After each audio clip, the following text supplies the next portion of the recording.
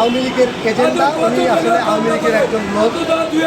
উনি আওয়ামী লীগের বাস্তবায়ন করার জন্য জুলাইকে বিভিন্ন সময় কটূক্তি মন্তব্য করে, অর্থাৎ জুলাইকে সে মানো না, জুলাইকে সে ধারণ করে না, জুলাইকে সে লালনও করে না।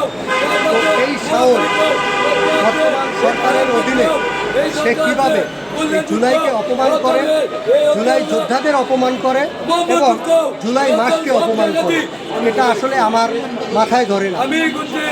বাংলাদেশ বর্তমানে অর্থাৎ এই জুলাই আগস্ট আন্দোলনে যে ফ্যাসিস্ট স্বৈরাচার শেখ হাসিনা পালিয়ে যেতে বাধ্য হইল ইন্ডিয়ায়, সেই হাসিনা প্রেতাত্মারা এখনো কীভাবে গণমাধ্যমে কথা বলে এবং সেইগুলো প্রচার হয়, এখনও তার বিচার হয় না। আসলে আমরা আমাদের মাথায় ধরে না। আমরা এই শাওনের বিচার চাই। এবং আরেকটা জিনিস দেখবেন, এই শাওন অর্থাৎ হুমায়ুন আহমেদের স্ত্রী, হুমায়ুন আহমেদের স্ত্রী শাওন, এর বিভিন্ন সময় কিন্তু আমরা কীর্তিগুলো কিন্তু আমরা দেখেছি। সে কিন্তু একটা অল্প বয়সী মহিলা। সে হুমায়ুন আহমেদের বয়স ছিল প্রায় 70+। সেই সময় তার সাথে বিয়ে হয়।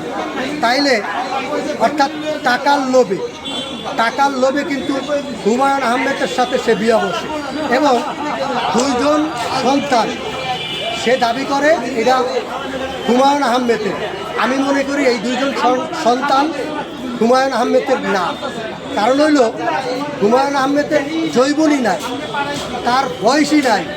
সে কীভাবে বাচ্চা দুনিয়ায় অর্থাৎ আনবে? যার যৌবন নাই সে তো বাচ্চা তৈরি করতে পারে না।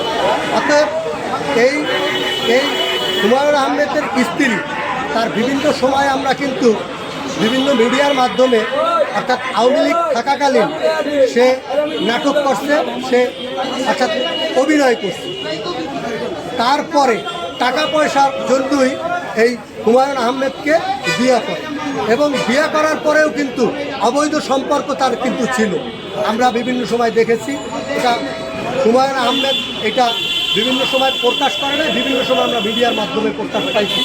অর্থাৎ এই ধরনের নারী, এই ধরনের যাদের অর্থাৎ যাদের কোনো রুচি নাই, যারা টাকার লোভে 70-75 বছরের পুরুষকে বিয়ে করতে পারে টাকার লোভে এবং তার যৌবন বিক্রি করতে পারে, এই ধরনের মহিলা বাংলাদেশের জন্য, এই বর্তমান প্রজন্মের জন্য একটা কলঙ্কিত। অতএব এই নারীর আমরা বিচার চাই। এই জুলাই মাসে কীভাবে সে জুলাইকে অপমান করে, জুলাইকে নিয়ে কটূক্তি করে এবং জুলাইকে সে মানে না, জুলাইকে ধারণ করে না, জুলাইকে লালন করে না।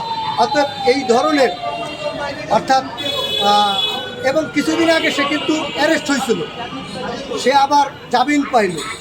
কারা জামিন করলো, কিভাবে জামিন হইল, এটা আমি বাংলাদেশ সরকারের কাছে জানতে চাই। এবং এই হুমায়ুন আহমেদের স্ত্রী যে দাবি করে এই মহিলার